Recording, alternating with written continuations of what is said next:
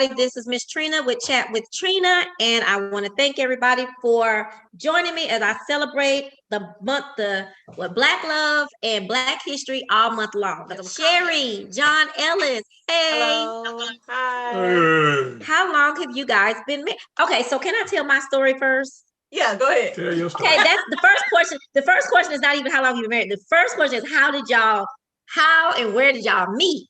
And so I get to say something on this story. And it's so funny. So it's funny, first of all, that when I talk about So You Want to Dance and my promotional company organization, Sherry was my boss.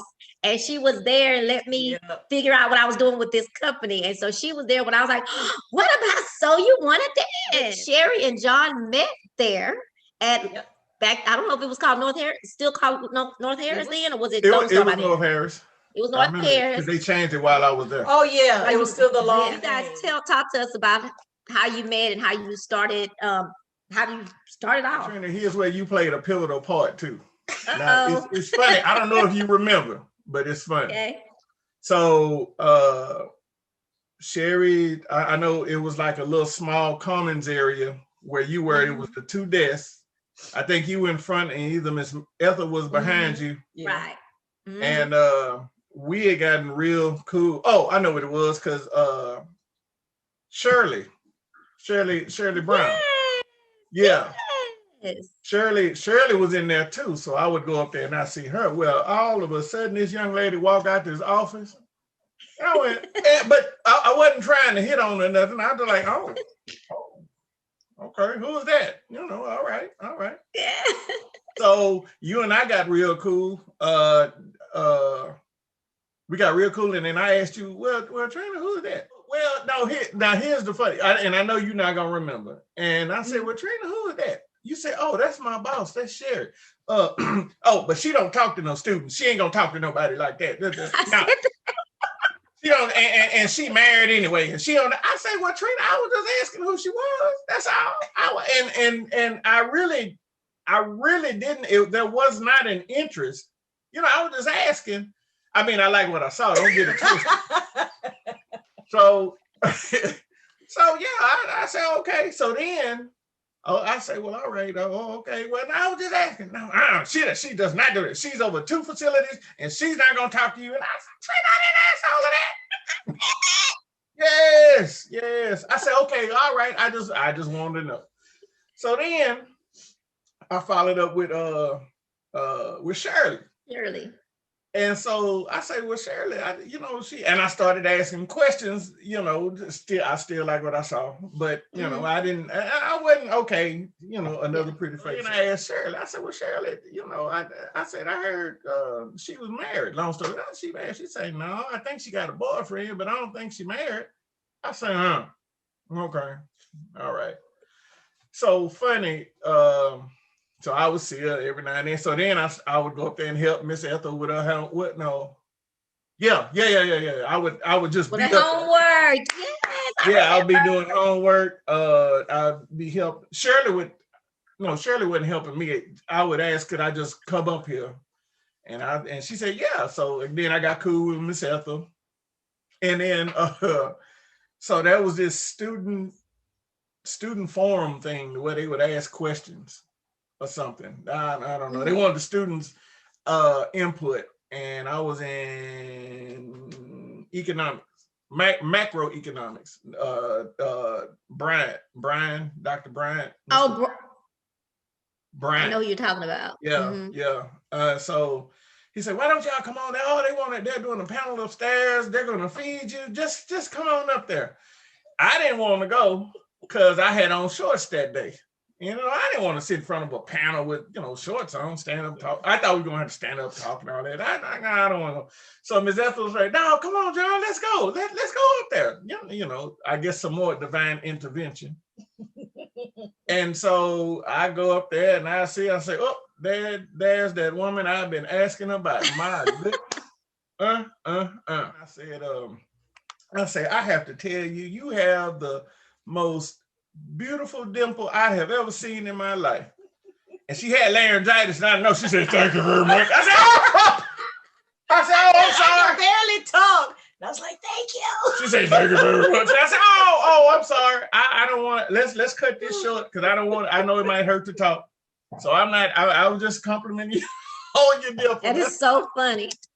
And so then as time went on. It was a couple of months later, I think. Yeah. We saw each other again.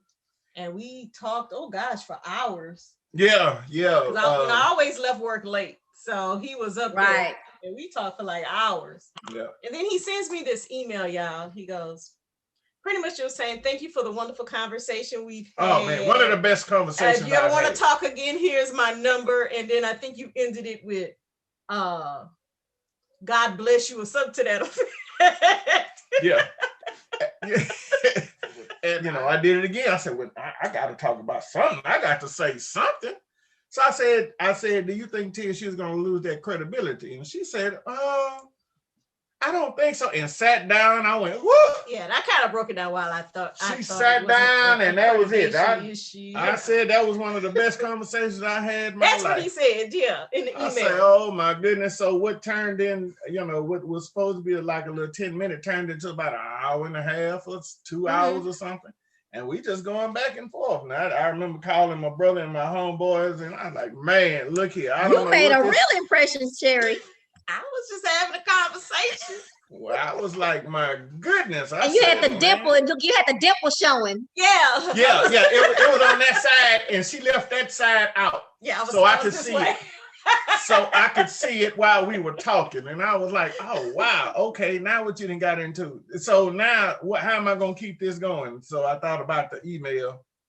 Oh, I know what it was. I was about to leave. She went back into the office, and I think my father had just passed, and I said, "I got to go in there and say something else. I got to keep this going. I got to plant the seed, but I got to keep." But the long story short. From there, every time talking to each other, and our conversations had nothing to do with relationship at all. We talked about everything else, school, careers, our faith, his kids, and all of that. It just kind of was. We were friends, like true friends, during almost a year. And that's what makes it good, I guess, too. Yeah, we really got to know each other as just friends. Yes, indeed. Yes, because then you stopped coming to see us up there. You was coming to go into that little office over to the left. Well, no, it was a twofold. It was a twofold. I would go help Miss Ethel with her work, with the math and the economics and the English. I think I know we took English together. I would go up there and be doing our little study group up there, and it just so happened Sherry's office was right there next door. So I could not. You could not stop and say hi to Sherry. I could not go in there and say, well, hey, or hello, or she would come out and I was like, how are you today, and stuff like that. So I'm gonna follow her. yeah, there it is, and so. Sherry, so how long have y'all been married now? 10 years. We made 10 years in January. Yeah. Okay, I do have to say something though. So even though I'm the one that apparently almost made y'all not meet, Jon. Yeah, you were hating me. I don't know what that was about. The Lord. I to explain to him. We don't. We as women, if we know our friends, our coworkers, we want to make sure. We kind of get that gatekeeper. I feel like I was so judgmental, and I wasn't. That's not even normally me. And you were. I don't know why. I guess the Lord hardened your heart. The Lord hardened your heart and say, "Now, Jon, just keep on talking." I said, "Okay, yeah, I'm gonna see where this is going." You have to go around me. I almost ended this beauty. Almost wasn't gonna be a married after 40. No, at all. And then, like I said, I said, why would you acting? And then I said, the kids used to run track together and all of that. I knew you from the High Steppers too. And I'm like, what is this? I'm glad you told me. I'm glad you told me, Jon. Put me in my place. Because I said, oh my goodness. I said, okay. I'm thinking that I was the start of this relationship. Well, you were. But I gave you the determination. What do you call it? The determination to say, She said, I can't do this, but I'm gonna do it. Yeah, apparently, I'm just gonna ask questions. I was at that point where if I say this, what's she gonna say? Type, and I say, well, let me just, I'm just. And I don't know why I would say married. I do know she was dating someone, Yeah, and I did know that she was somewhat picky, but I never meant to be judgmental like that as far as you being a student and that kind of thing. It's okay. I have to say it so I can scandal. Because I have to say it so paired me with somebody in the police academy. I was like, what? Yes, indeed. Well, anyway, it's over. But for me to be able to sleep at night and feel good about myself, I need to say my apologies. But I'm so glad that you didn't pay. I'm glad you didn't pay attention to me and you went around me to Shirley. Yeah, no need. It was okay. 10 years later, that tells me otherwise. So it's okay. No, that's no. I forgave you long time. That was a long time ago. I had, forgave and forget, and I just remembered the story. That's all. I'm glad you remembered it though, because it's very funny to me. Because I'm probably walking around here thinking, beating my chest that I didn't put this couple together. But you did. But I was I was protecting her, and that's fine. That's fine. Yeah, no, you had a hand in it too. That's okay. You are a part of the 10 years. Good. Yeah, I was going through the pictures, looking for pictures. I told this other couple that I said, I was looking at some pictures and I didn't say y'all name, but I said I realized I wasn't at the wedding. Why was I not at the wedding? I don't remember. We sent you an invitation. You did? Yeah. We sent you an invitation. Everybody. And you said something. See, that's 10 years ago. Something with your either you and your daughters were going out of town. What month y'all married? Huh? 2011. What month did y'all get married? January. It was something. It was something about you. It was something with one of your daughters, and seemed to me. See how he remembered that? Seemed to me you were out of town, or you wouldn't. The time frame. It had to be something like that. Long as I know I was invited. Yeah, so yeah. You was like, oh yeah. Yeah, don't act like that. No. Although you were hating early, we still invited you. That was, so was there an actual getting down on the knee? No. No. You want? I gotta do it. Okay, so the way my proposal was like this. I had gone on a mission trip to South Africa for 2 weeks in the summer, and when I came back, of course, that's when we really realized how much we missed each other and all this stuff. Yeah. So this was back in 2009, summertime. So it was about the end of August, I would say. And so I'm at his house, and he was in the room. What you was doing? Shaving, doing something. I was doing something. And so I'm sitting on the futon, and we're talking, and we would always have these conversations, like, when we get married, we can do such and such and such and such. Or if we get married, we would have these conversations, and for months on, we were having these conversations. Yeah. So he literally stopped with the clippers in his hand. He goes, "Well, pick a date." And so you don't tell a woman. Pick a date unless you serious.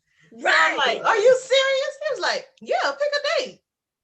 I asked him 4 times because don't play with me like that if you ain't serious. So after like the 4th time, I was like, okay, Sherry, be quiet. Pick a date. So I still didn't really think he really meant pick a date to get married. Yeah. So I picked a date. So like a week or 2 later, I said, I want to get married. I said, let's get married New Year's Day on 2011. He was like, nah, people partying New Year's Eve. They was gonna be hungover and they ain't gonna want to come. So so I was like, well, let's do it the next week. Yeah. So that's how we ended up picking the wedding day. And he was serious. That was my proposal. That's the funny part. After that, I told my brother and my homeboy Demetrius, I told him, I said, man, I'm throwing in a towel. That's it. I'm done. He's like, what? I'm giving you the black book. Yeah. Look, Doc, whatever y'all gonna, there go they. I'm done. No, man, you ain't. No, my brother was like, oh man, congrats. Because he had just gotten married actually. So his younger brother had gotten married a month or 2 before. So all that whole newlywed on his little brother's side was in the air. Yeah, I guess he was in love and all that other good stuff.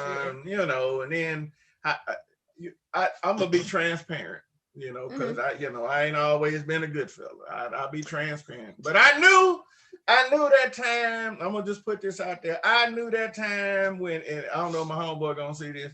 When I knew I was in the VIP section at the strip club, and I went to sleep, and I'm like, that's it. I'm dead. It's no fascination. It ain't nothing. And then the thing about it, I would leave from now or going out, and I come on, Oh, I'm sorry. All right. So yeah. So back to the story. Yeah. So after transparency, please. Yeah. Yeah. So after I was in VIP, and so after I left, I went to sleep. I'm like, okay, it's time to go. That's to me. That was like with. That's done. So. We were going to his brother's house, he and his wife's house for a get together, and so we're getting things out of the car, and he pulls the ring out of his pocket and he goes, "Hold this." Yeah, I say, "Hold this." So that's how I got the ring. Like I say, when you saw it, what did you think? Did you know what it was? Did you? No, I don't know why he felt the need to give it to me. Taking stuff out of the trunk of a car. No, what it was, okay, so we was unloading all of the stuff. We had went to the store for some ice or something. And she said, "Well, you need any help with anything else?" And I was trying to figure out how I was going to, I wanted to be different. I didn't want to be cliche, the same old. So she said, "Do you need any help? You want me to carry something?" I said, "Well, yeah." And it was perfect. And so her hand was kind of out. "You want me to grab?" She was about to grab something. "You need for me to help?" I said, "Well, yeah, hold this for me." And I slid it on. And I was like, and she like, ah! She. So yeah. That was a player move. I like that, yeah. John. I like different. I mean, nothing against nobody that does the deed. Would you marry me? Nothing wrong with that. I just want to be a little different. The only thing okay, future husband out there. I'm just letting y'all know. Y'all got to top John for me because I like that one. You don't have to get on your knee. Let me say, "Can I help you with something?" And you just slide it on. There you go. Slide it on. I just like put it on that finger. So when you got there to the house with the ring, did everybody notice the ring? Was you doing this? Was you like, or did you tell people? I think I walked over to his mom, and I was like, "Look," and I tried to do it discreetly because we're at somebody else's party, and I didn't want to That's Sherry not trying to take the attention away. Right? Yeah, but I needed to let his mama know. Somebody. And she's like, "Oh," and then she literally took my hand and showed everybody in the house. So I'm just walking around with my hand like this, and she got it. And she just walking around the house, showing everybody the ring. That is so cute. So now here's the other unknown. The other unknown thing is she was passing out bottles of liquor and wine and changing the labels. She had customized labels. His mom had someone make customized labels as gifts for all three of her kids. And so she presented the gifts at this event at that date. And so she had I think Dawn had just bought a house. So she said, "Congratulations on your new home," and the date she closed. And for Sean and Felicia, I forgot what theirs said, and it had a date. And then she had on ours, she had "Congratulations on your engagement," and the date of the party. But did not. She had no clue. She didn't know what I was gonna do. She didn't know I was gonna do it. That's the we crazy still have part. the bottle today. Yeah, we still have. I still had a bottle. Crazy. That was so crazy. And I'm reading. I'm like, oh my goodness. So it's like, did you ask John though? Did she know? Engaged on that day because we have the bottle with the labels. Yeah. All of it, and everybody just thought that was so crazy. How it all that is. Yep. Your mama's psychic. Possibly. Mama knows everything, I guess. They know everything. Sherry, what attracted you the most about John? Okay, I'll be honest. Uh-oh. I have this thing for dark, bald. Yes, indeed. I love the Michael Jordan look. And he has it. And I like tall, I like tall because and of course he's very, very tall. He's tall, the tallest man I ever dated. How tall are you, John? 6'6".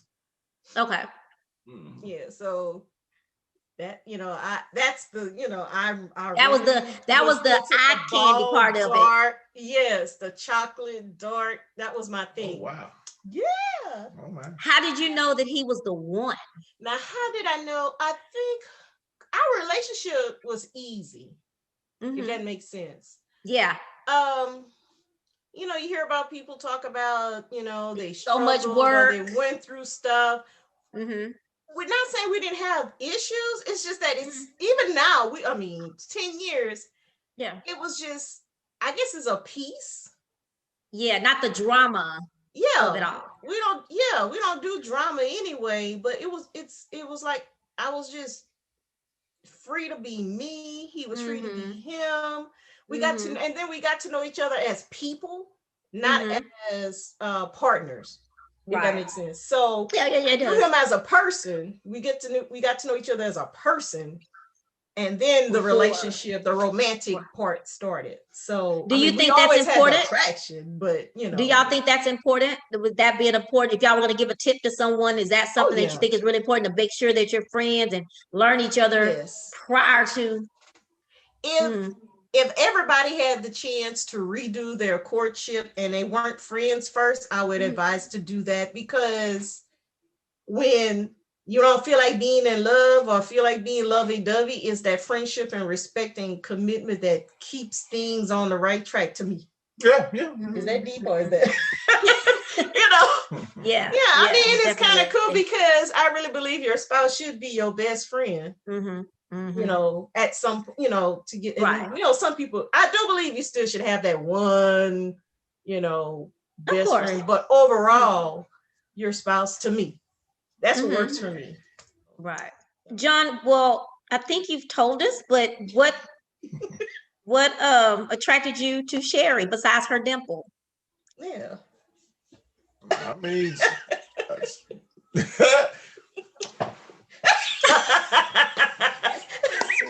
of course, it has to be something to trigger the attraction, the physical or the look, and then after that, I'm like, and she kind of smart too. But listen at this, okay. Had a nice. I think another thing was, to me, she doesn't think, or her perspective of things are slightly different. It's not the average general perspective. It's a nice little twist on it. Yeah. And I went, and I'm always with something different and unique. And then it was the little stuff. It was I don't want to say above and beyond, but there was a little, okay. I like typing papers. Oh, well. Yeah, she offered to do that. Yeah. Because I would watch him pick. I'm one of those, like, we're going to be here 10 hours. Let me just type this real quick. She sent me flowers on Valentine's Day. Oh, yeah. And I went, yeah, I remember. Well, that's a new one. Okay. All right. That's different. Yeah, I sent him tulips. For some reason, that's what I want so bad. A couple of tulips. I love tulips.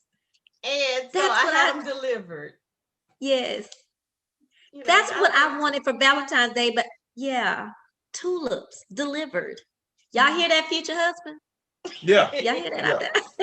If you want to buy a man flowers, tulips is a good masculine flower to get. That is true. That is so true. The wedding. How did y'all end up deciding to have an actual wedding versus a destination wedding? Because you guys were, you were older. So some people decide to just do a destination after that. What made you decide to have a wedding? I'm going to be honest with you. I actually just wanted, like, her father, my mother, maybe our siblings to go, and I was just okay with the office. I was gonna go to go talk to Rev and just do the. Well, yeah. So actually, he said what he didn't want to do was get married at the Justice of the Peace. Yeah. Which we both agreed with that. Neither one of us wanted to get married at the Justice. We wanted to get married by our pastor. So that was the easy thing. And then. Actually, so then at first I was like, we'll just do a little something right after church. And then I started thinking, I'm like, all these years, a woman, me, you have these thoughts and dreams of your wedding, walking down the aisle and all that stuff.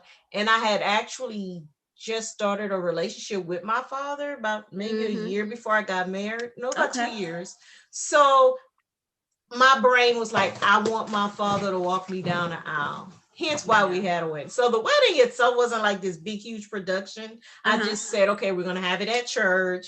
I want to walk down the aisle. I didn't have a big wedding party. We just had a best man and a matron of honor. And, I didn't do all the stuff that maybe when I was 25, I would have wanted. But the pieces to me that were essential as far as having the whole church wedding, that's what we did. We had our family and friends and, we had, like I said, had a best man and a maid of honor, and that was it as far as witnesses up there. We didn't have because at first we were gonna have like the bridal party. Then I got just kind of overwhelmed because he has 2 tall daughters. I have a very tall sister, and I'm like, I can't come up with dresses that would look good on air. So I was like, and that's when he's like, my kids ain't got to be in the wedding. I was like, thank you. And then we just went with it. I'm like, well, get your brother and I'll get my twin, and we got it. That's our matron of honor and our best man. And then we had our other siblings, they sang. So so like my sister and his sister, they sang with one of my friends. They did a song, they did this, I'm sorry, with both of y'all being spiritual, very spiritual, how did y'all decide what church go to the same church you would join? Huh? Oh, so that's part of our relationship story, because one of the things he talked about, and I think you were in there that day, because I was looking for another church home. And I remember you saying about where you were at the time, you weren't like super, super confident in it. And Ethel was saying the same thing. But this young man here said, well, you can come visit my church. Well, I go to church. So that's how, And so that was, so I waited about a month or so. Then I visited, and I actually went twice, and he wasn't even there. Strip club. Yeah, that was way back when. Yeah, I wasn't even there. I'm just saying. Yeah, I wasn't. He was still sleeping. Yeah, so I literally had a chance to truly get into the service without the distractions. Right. So then the next time I went, he was in the choir singing.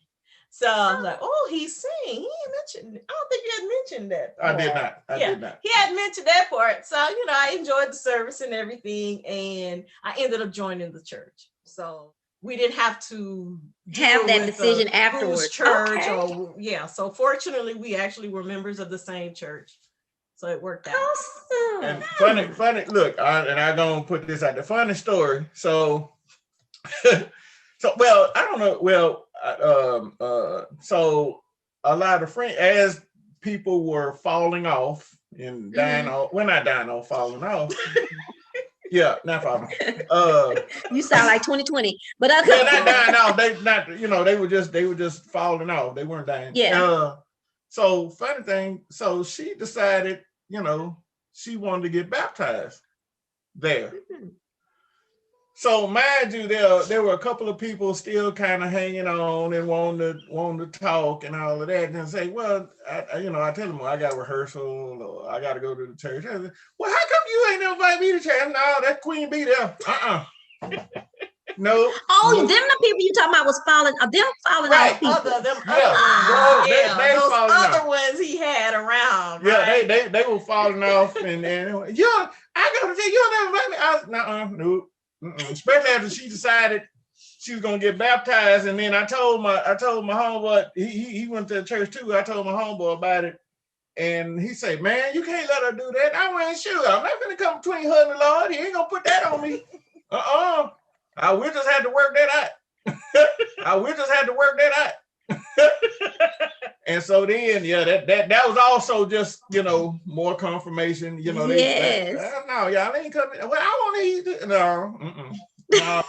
No. Well, how come you didn't invite me? I may need the Lord. I said, you might, but not there. I will say, want to add to that is that people probably wouldn't believe that, but for me, that is like a really attractive thing. I've had 2 people invite me to their church, and I thought, oh, hell, I wanted to marry them that day just for saying, just invite me to church. Like when I'm,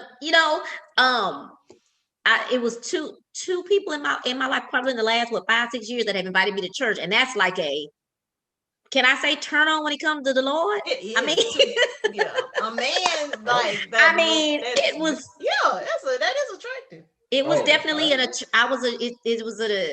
it made me more attracted to them that they invited me to church, like not a club, not the movies, church. And I went both times. When did you find out Sherry had a twin? I'm sure that's one of the first things she said, right? Yeah. Oh, that's that same night. That's funny too. So, and she didn't catch on to it, but she said, "Yeah, my the night that we had the long conversation at school." Oh, okay. Up there, and I said, she said, "Yeah, because I have I found out she was from Louisiana, and she said her sister stayed back in Louisiana or something like that. No, my twin lives in Louisiana." I went, "Oh my God, it's 2 of y'all!" I say, you didn't say it out loud though, huh? You didn't say it out loud. That was in your mind. No, I said, "Ooh, Lord, it's 2 of y'all." And I went, I say, man, lucky him over there, or whoever it was, in Louisiana. If she was talking to somebody, I said, wow, 2 of them on this earth. On the wedding day, we had our hairstyles very similar. Mm-hmm. And so, of course, once the parents walked in, and then we had no flower girl or anything, did we? No. Mm-mm. So the next person was my sister to walk in, my twin. Mm-hmm. So when she was standing at the door, my pastor looks, he goes, "Everybody's staying." He thought it was the bride. And I'm trying to tell him up there, like, that's not her. My sister's like standing there shaking her head, and I'm in the corner, I'm watching all this, and I'm just cracking up. Everybody's standing and looking. And I'm trying to tell him on the stage, I say, "No, that's not her. That's her." And he say, "Huh?" I say, "No, that's the sister. That's the twin." Then you got to know my Rail say, "Oh, boy, I thought you was getting a 2-for-1 deal." It was on the mic, so everybody heard it. Yeah. That's a good way to story. That's a good funny one. That was crazy. My sister's like, "I was not gonna budge until everybody sit back down. I am not the bride." Yeah. Did she stop? She stopped. Well, she literally had just stood at the door to start walking, and he told everybody stand up. And so she just standing there, like. And then my poor mother-in-law, she's like, "Now I thought Sherry said she was wearing a white dress. She got a black dress on. Oh, she's doing something different." I knew up front there were children involved. Right. I knew up front. He didn't, he let me know straight up front. There were children involved. Yeah. They there. I do pay them some attention. So, like what fathers do, right? Mm-hmm. He wasn't a quote, "I'm just paying child support" kind of person. Right. I just put that out there, right? And I was gonna say, was that important to you, Sherry, that you knew that he took care of his kids? Or definitely. Yeah, it's hard for me to fathom being with somebody that doesn't value their relationship with their children, or at least try to build a relationship with their children. Yeah, definitely. And you, as you coming into the family, to blend into the family, I'm sure it was important to you as well as Jon that you build a relationship with the kids. You had a decent relationship with the kids. It was important for me because the less drama, the better, Absolutely. But I already had in my mind, I would not, because they were older, like the boys were like 21, they were adults. And his by the time we got married, his youngest was like almost 17. Okay. So they were older. So there was no way in the world I was going to try to bust up there and saying, "I'm acting like I'm your mama." Nah. Right. Of course. Nah, but I did want them to, I did want respect as their father's wife and as someone that actually cares about them as much as their father. Well, a parent's love is different than anything else, but you know, it wasn't going to be that I'm gonna take your daddy away from you. You can't spend time with your daddy. No, he needs to be nah. And that's important if you're going to date someone with children, younger or even older, because just because a child is an adult doesn't mean they don't want time with their parent, with their dad. You have to respect that relationship. You know, you have to respect that relationship. Both of you have such even keel personalities. Y'all kind of dramaless from what I hear and see and watch, because I'm a stalker. You know, I'm a social media stalker. And you know, y'all seem like y'all fun, and there's not a bunch of junk going on. I'll put it that way. And then just knowing the two of you, the time that I knew you, you're not even those kind of people. So I'm saying that to say, I know there's like there can be bumps in the road, but has it been pretty smooth with the blending of families, of your family? Yeah, with the children, really, it's been they all of them liked her. I guess like her better than you. But everybody else, you know, they were like, oh no, and then they had the little joke. They had the joke that I'm like, nah, I'm going to see my Creole cutie. I'm going over there. I can't do it. I got to go to school. Got to go see her. You know, and so they made it a joke. Now we can't ask John, or we can't ask Daddy, because he gonna say, nah, he gonna see his Creole cutie. He gonna see her, or he going to school. And I say, yeah, y'all know me.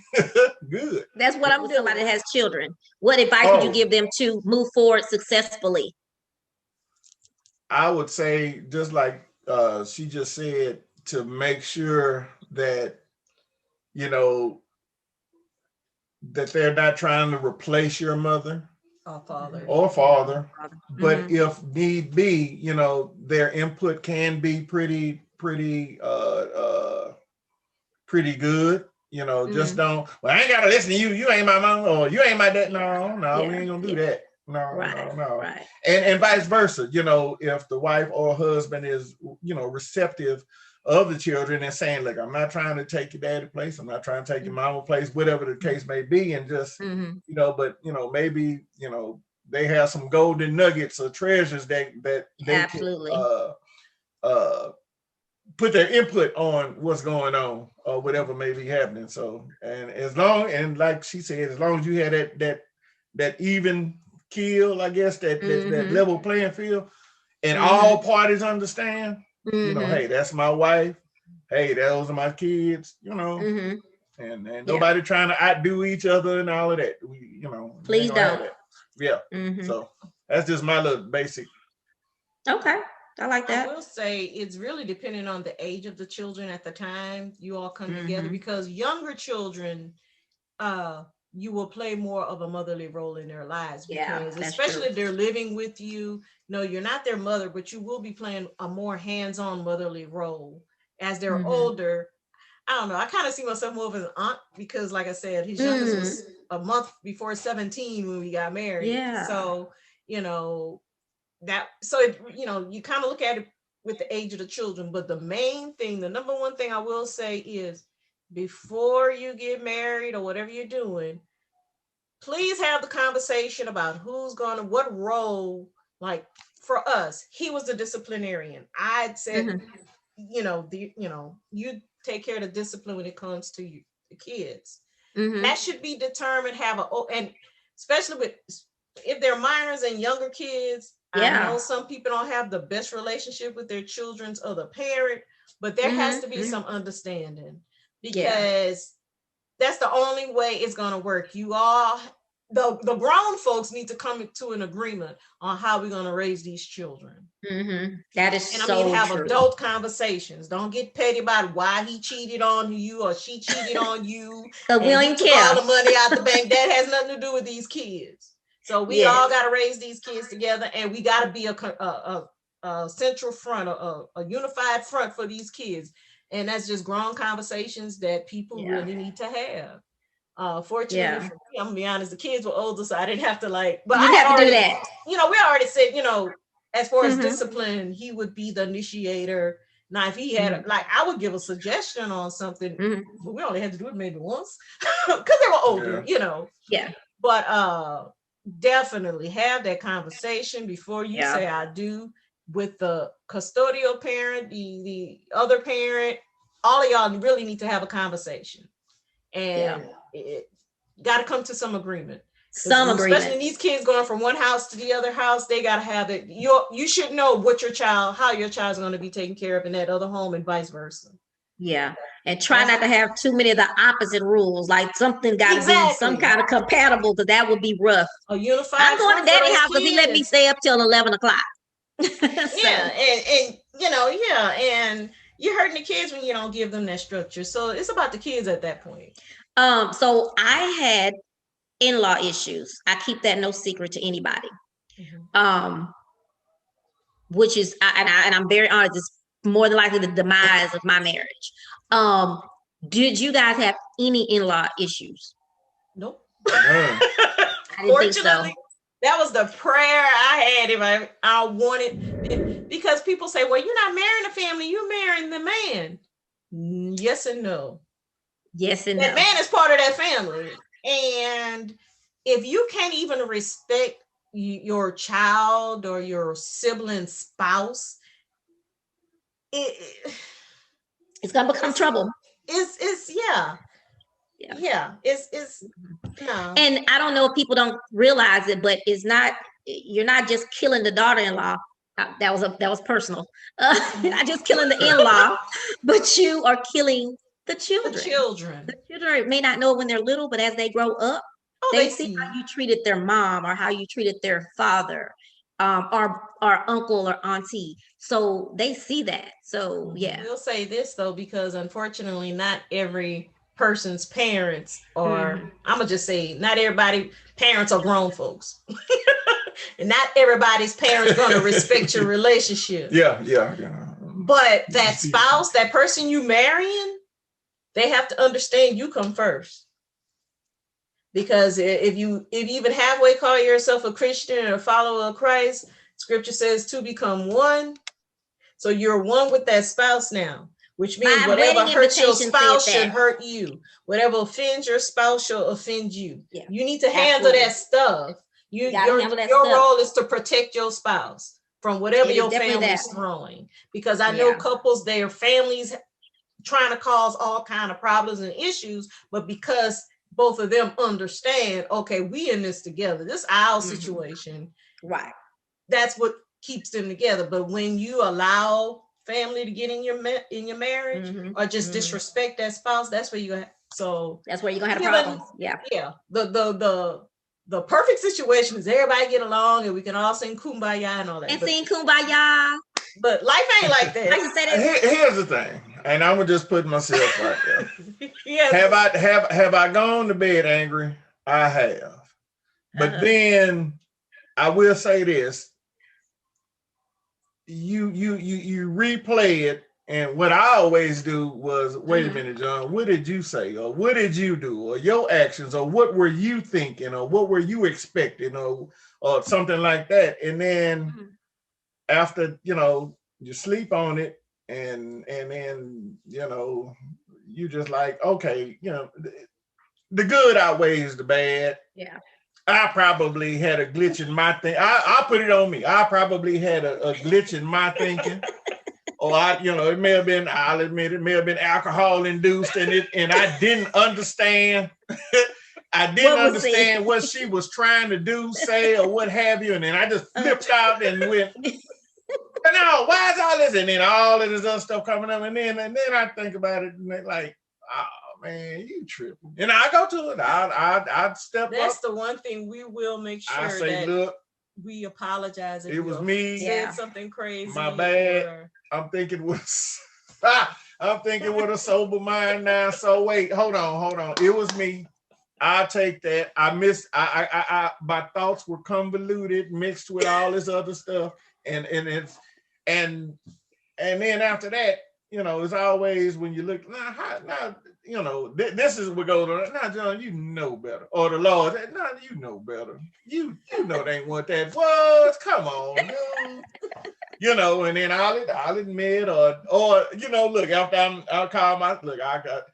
I call myself pouting and trying to stay up and look at TV, I'm not going in there. I don't even talk that. I'm looking at TV. And then I come out, are you coming to bed? And then then I'll sit, that, and I'll sit there, and then I'm like, nah, John, you know you need a minute. I just go lay down, and then the next day you really, well, what I do, I just replay everything. I'm like, and then I see all the little glitches and wasn't thinking clearly and all of that, and then I'm like, okay, now you know you got to go. You can't go on, man. Can't go out like that. Yeah, go on, man up, and just, hey, it was me. My bad. I took it wrong. I apologize. You can stay mad, and I know where I went left. It was me. So. And another thing, I always say, not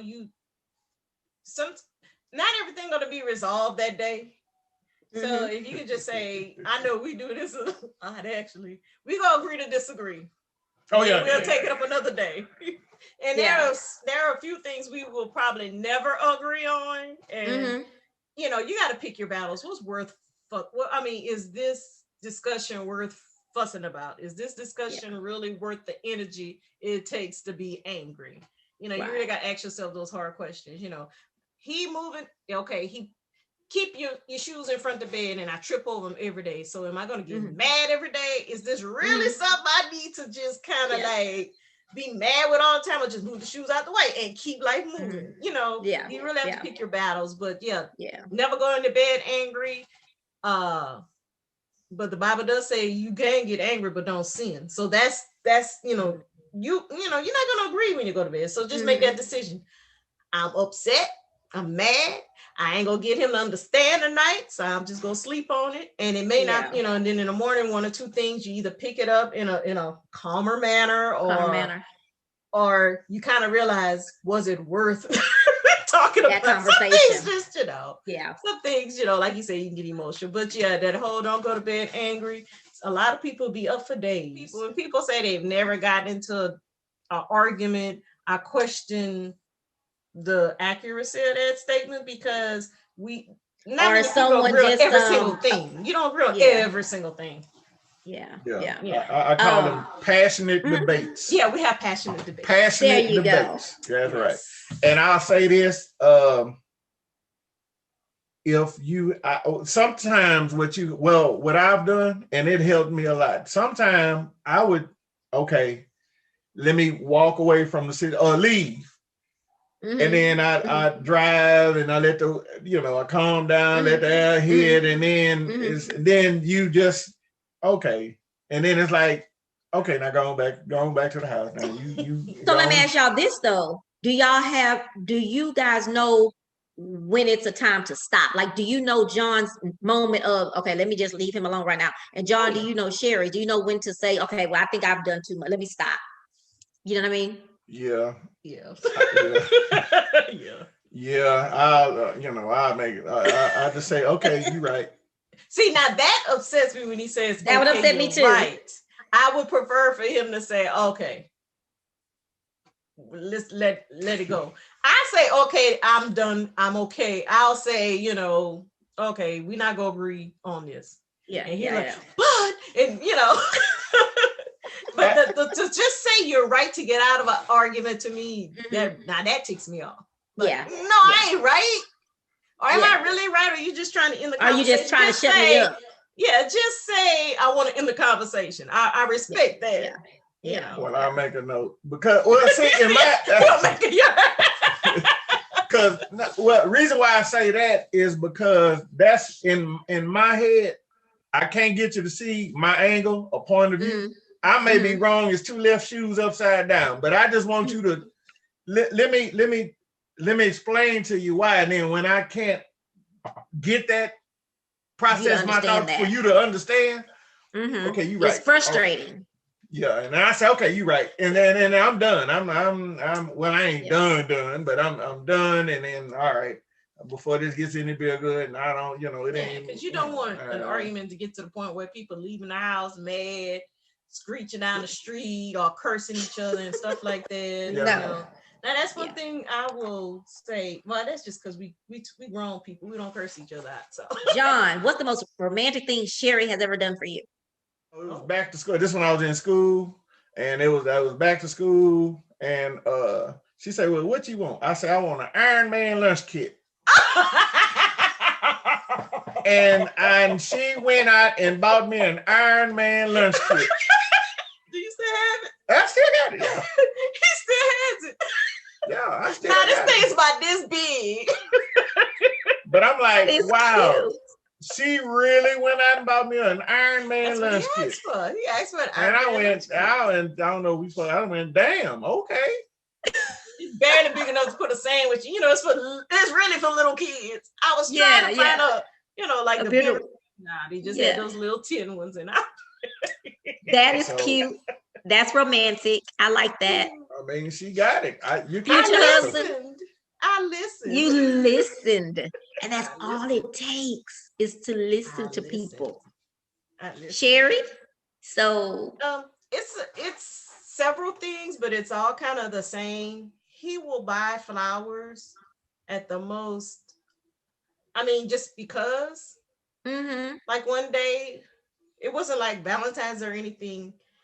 One day, I was in here working, and he just bought me flowers just cause. Oh, you know. Oh, John, look at you. He just. I have my moments. Yeah, he just, and like the gifts he gets me, they're thoughtful. Like the latest thing is this necklace.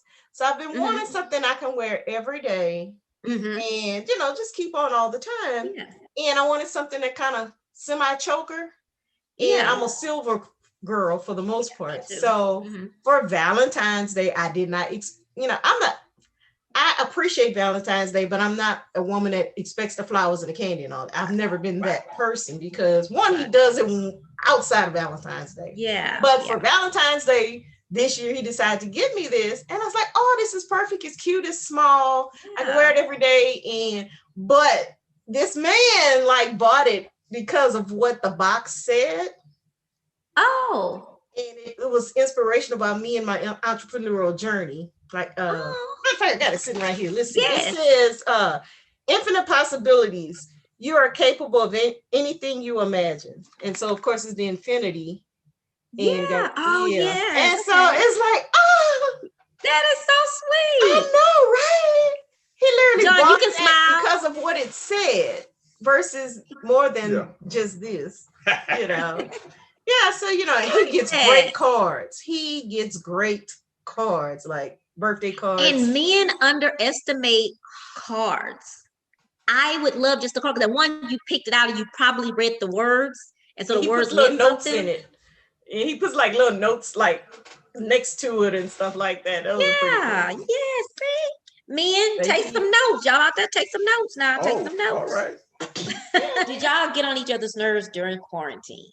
Yep. Well, I was gonna say I plead no contest, but well, our current life because we're home together every day. Both working home. Yeah, we work at home now. So it took a little bit of adjusting. Ooh, and this 2020 was an adjustment year. I mean, the year of flexibility. It's just it's one thing. I think when you go away to work, I've been working from home since 2019. And he was going to an office. Well, once they brought him home, it still wasn't that bad because he was in one room working. I was in one room working. We'd meet in the living room for lunch and stuff like that, right? Yeah. But when he got let go from work and he started working on his business full time, and I'm in here, it's like, oh, we got to do something. You couldn't have just leave because of quarantine. You kind of just. That's true. I think most couples had to get used to that. It's like, do I even like this person anymore? You know what I mean? Or have I ever liked him? And not you guys, but thinking about other people. Yeah. It wasn't horrible. It's just, one for me was because this person is here all day, every day, you kind of feel obligated to talk to them in a way. Yeah. Because I'll be in here working and I would start sitting like, hey, what is he doing in there? And it's like you kind of feel like, oh, let me go spend some time, but not understanding. Because you're feeling like your emotions feel like, okay, I should be in there. I shouldn't have him in there by himself, kind of thing. Okay. Yeah. Oh, that's the thing. I didn't. Now, here's where. Well, I might get in trouble. But I didn't mind that because I would be doing something and then all of a sudden, so now I'm focused. I'm locked in on something I'm doing for the business. I'm locked in. Yeah. And so then I get bombarded with all these questions. Yeah. And I'm like, hold on. And I'm locked in and I'm trying to multitask. Well, there's no secret. Too many men can't multitask, well and be good at it. So I'm like, what? Okay, what?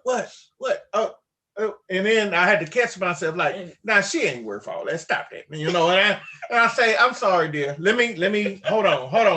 So what I do now, I say, wait a minute, hold on. Let me do this real quick. And then I'll answer her questions. Answer all of my questions. All of her questions that she wants. Then once I do that, then I go back to what you're doing. Yeah. Without hurting anybody's feelings. Well, I hurt nobody's feelings. I can answer. I know I'm very inquisitive. I really am. Yeah. Very inquisitive. Very inquisitive. So who initiated the first kiss? I don't remember. I did. Oh, okay. Because I don't remember. You gonna go with that one? Okay. Yeah. Who apologizes the first after a fight? Me. Who is the funny one, the most humorous one?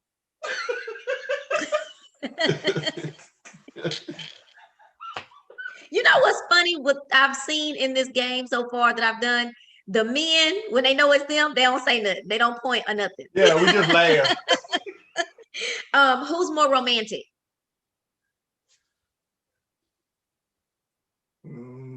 I guess I can say. Okay. Who's the most patient? Really? I am surprised at that one. Okay. Who's the better cook?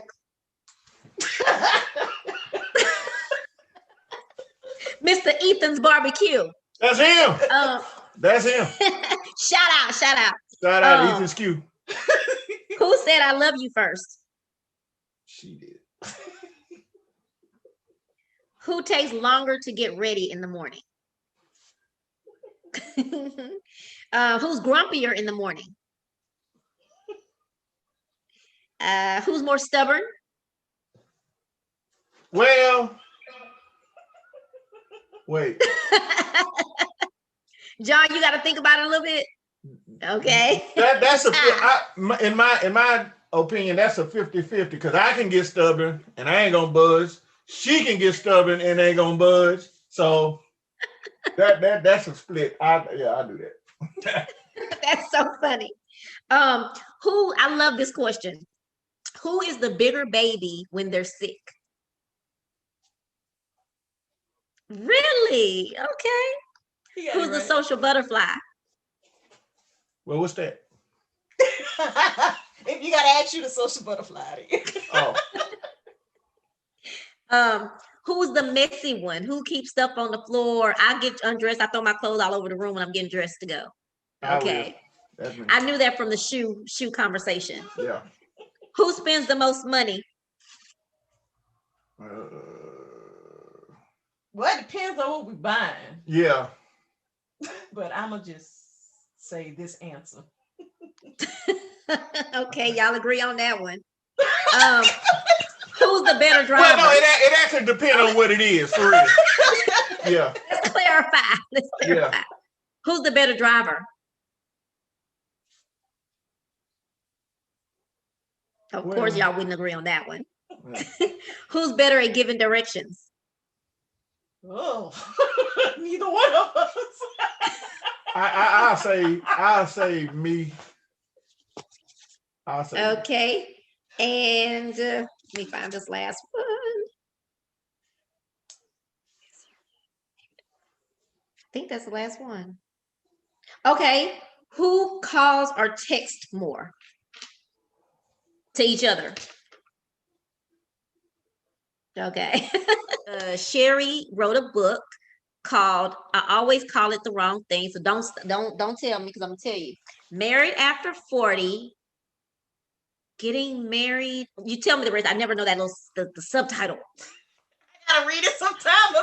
Sherry, make sure relationship when marrying later in life. That's it. How to have a lasting relationship when Sherry, tell us real quick, what's the book about, which the title says it all. Yeah. So the book is basically about my experience getting married after the age of 40, how even though marriage in general may have a lot of similarities, how there are these different nuances when you're older and getting married. My experiences about stepkids. I talk about stepkids, taking your vows, the sickness and health, what that means, merging your finances, merging your stuff, just things that younger couples probably don't have to experience. How you adjust to having somebody else in your space that you've been in by yourself for a long time, just talking about all that, how that works. And it's a pretty quick read. I try not to do a 300-page book, but just an insight on what it's been like to be married after, from your journey and and first marriage for both of us. So it's available on Amazon, or you can also is it Audible? No, it's just either ebook or hard copy. Okay. Yeah. And I will be getting a book. I'll be getting a book for me, but I'll be also purchasing a book to give away within the next couple of weeks, because we've got crazy stuff ahead going on. I'm supposed to do these giveaways next week, but it will be March, everybody. But I will be buying one of the books, and when I pull the names, I'll tell you about the contest later. I will be giving away one of Sherry's books. Matter of fact, I need to order it so I can be here. So I can give it away. And Ethan's BBQ. Talk to us. What made you start apparently you're barbecuing already, but what made you decide to go into the business? Well, I've been cooking all my life. And so, long story short, I had family members. Shout out, Shannon, Elaine, Cordy, Brandy, all y'all, all the cousins that supported, Ron, everybody. Okay, so that list get long. Yeah, it's long. We got a big family on my daddy's side. So just the family support. And so I would do a brisket here and there, and they said, "You ought to," they would pay me for it. They say, "You taste pretty good. You might want to go into business with that." I'm saying, "Huh." Okay. Fish fries. Oh yeah, fish fries and family reunions and all of that. So I decided one day at work, because of the monotony of work and the staleness and all of that, I said, I can say it now. I was at the desk and I started working on, Ethan's Q stuff. So Ethan is my middle name. So my name is Jon Ethan. Thank you. I didn't have to ask. Right. So yeah, that's my middle name. So I figure there's barbecue and then there's Ethan's Q. So, and this is taking up. Yeah. So I figured, and the original name was Ethan's Q and etc. because if the Q don't get you, the etc. will. I had to put that out. I like that too. That's the sides, the desserts. I cook a mean cobbler, pound cake. So, Jon, how do people buy your barbecue? Do you go out? Do you just do it from home? How do we get your Q? Right. So there's two ways. You can go to www.ethansq.com and there's an order form and reach out via email, or those that have my number, they can call me and they'll ask, what I have this week. I kind of try to switch it up. What do you have this week? And so I'll bring it to them. I deliver it, or they can come pick it up. My daddy always say, good barbecue don't need no sauce. Exactly. And mine does not Now, this is not me just saying this. This is what customers have said. It's not me. I can't believe. I say, okay. You think I'm loving it. And they so say, we gotta you gotta get my stamp of approval. So I gotta get me some barbecue because I love barbecue. I got you covered. Question about the barbecue. I was gonna ask one more thing about the barbecue. You do deliver. I'm sure there's a charge at certain places because you can't be driving across the world. Well, free, yeah. so. I mean, within a reasonable amount. There is a $25 charge, but sometimes we do work stuff out. And we get it there. Okay. Yeah. But see, I I need for see your fee may be waived because I need for you to taste it. I need for you to put it out there. Sherry, one thing I did forget to ask: why did you write the book? What was the purpose? Actually, one of the reasons why I wrote the book is I actually had a blog a few years ago because well, it started as a blog actually, and the reason why the blog started is because when I was planning the wedding and everything, you know, you can research weddings and things like that, and everything tend to be geared more toward a younger crowd or people without kids, you know, and I wanted some marital info about people who are blending families and not even just blending families with children. It's just, you know, because there are couples that get married in their 40s and they don't have any kids. Like, how do you go from living by yourself alone in your own home, apartment, whatever, for a good 15, 20 years, and then all of a sudden you have this other person in your space?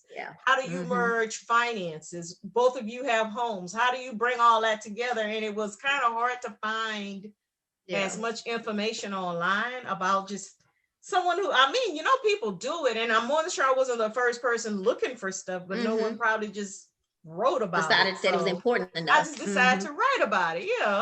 Okay. And kind of share, you know, because a lot of it is similar to just any marriage, but then there are these things that are just you can't don't go mess up because of that little spat or just no. So it almost gives you a little guideline to like, okay, you're gonna have to honor and respect that. So you know, you can go, don't do that. Go do something positive. Go go clean up or go. That's what he'll start cleaning. Go cook you some barbecue. Go cook you a brisket. I clean out the pit. I clean out the firebox or something. I go do something because I'm do the dishes, clean the kitchen. I go do something because you know all it takes is one time, whatever that action is. It only takes one time to just throw a monkey wrench in everything, and might as well. So like I always used to, and this is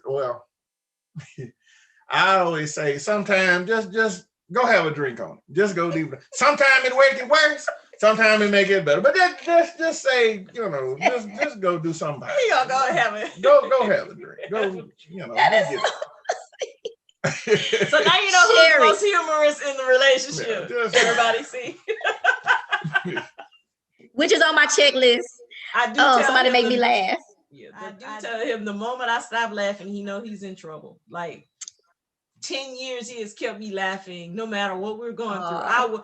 He will be serious in things he'll say, but it makes me laugh. He brings me joy. He makes me laugh. And I think that's another thing about being older is, money, homes, most people in our age group have that already. You need someone in your life that can bring you joy and laughter, add to that versus, the stuff you don't need. I always tell people, I got stuff, lost stuff, I get stuff. It's stuff.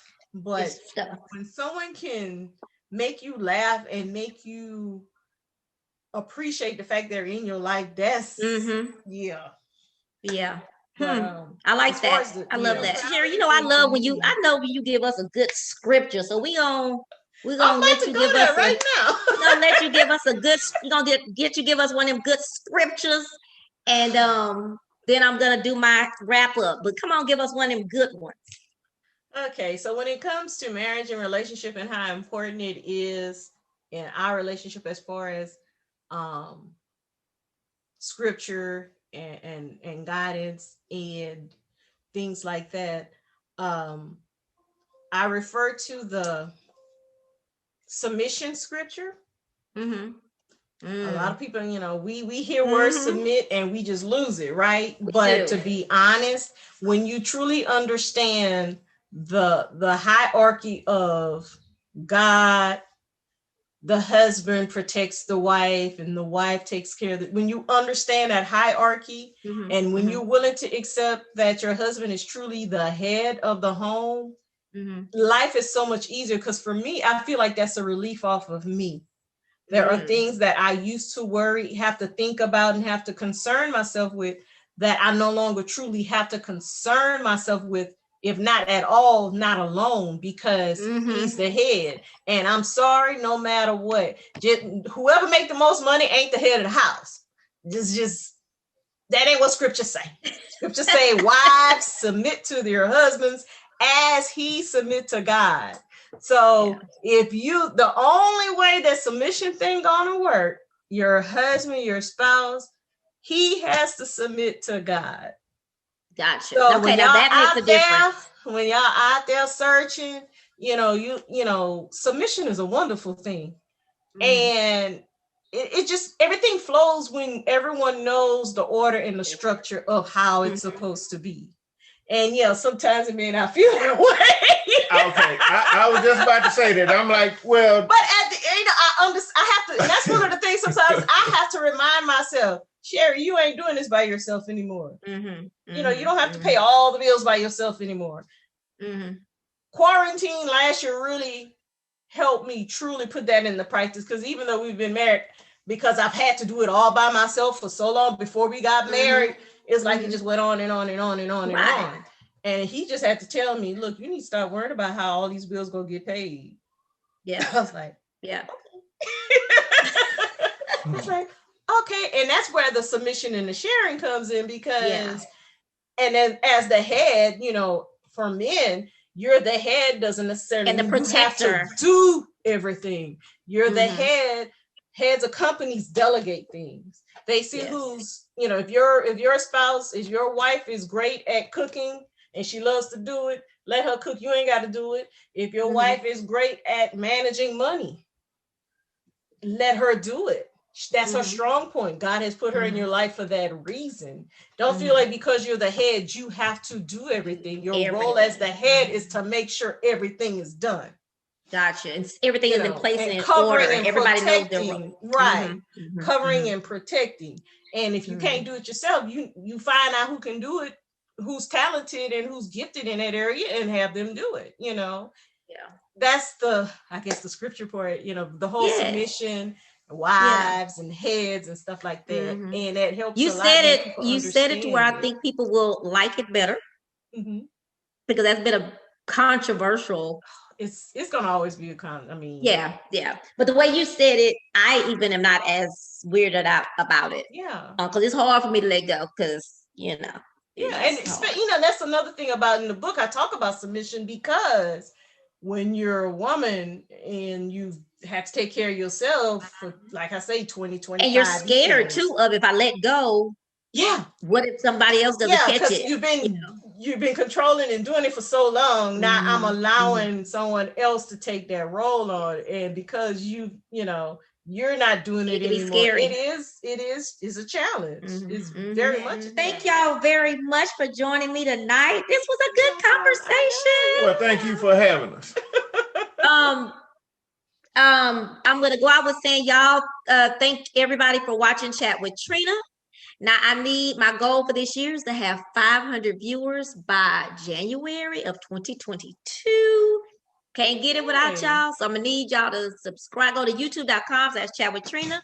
Subscribe. I really got to go listen to Willie D. Somebody said Willie D, he got this real aggressive way of saying subscribe. And so I'm gonna go figure out if that's working. I'm gonna have to do that. I'm gonna go see what he does. But anyway, I'm gonna go. If Willie D say it, I gotta see how he's saying it. But anyway, y'all hit subscribe and then hit that little bell so you can be notified when I upload a new video. And tell your friends, share, like, and then y'all, we've got to make sure that we check out Ethan's barbecue. And Sherry's book is called again, Married After 40. How to build a relationship.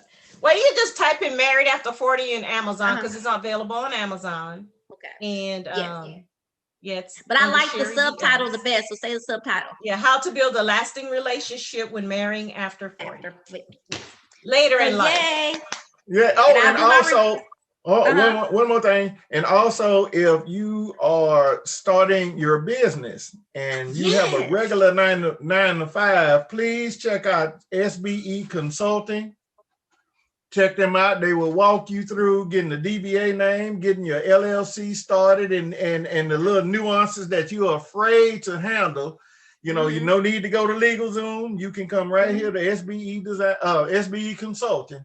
Yes. And I will be pointing some people your way. Yeah. Okay. Just to walk through it. It's not scary. Okay, you thinking about leaving that job. Okay, what do you like to do? Okay, here's your, things he like is so good with describing, but see, he's really good. So you want to do your LLC. Do you guys do a free consultation?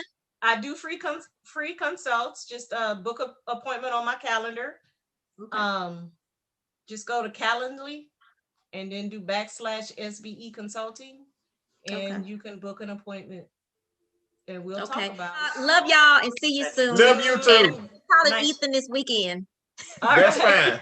That is fine. All right. Bye. Have a good one. Good night. Thank you again, Jon and Sherry Ellis, for joining me tonight as I continue to celebrate a month of Black love and Black history. We thank you so much for sharing your love story and all of the tips and knowledge and experience and the funny stories that you've given us to take away. Guys, don't forget to go to Amazon and purchase Sherry's book, Married After 40, Building a Lasting Relationship with Marrying Later in Life. And Jon has Ethan's Barbecue. Check them out. See y'all later. Remember to go to youtube.com/chatwithtrina and you know what to do.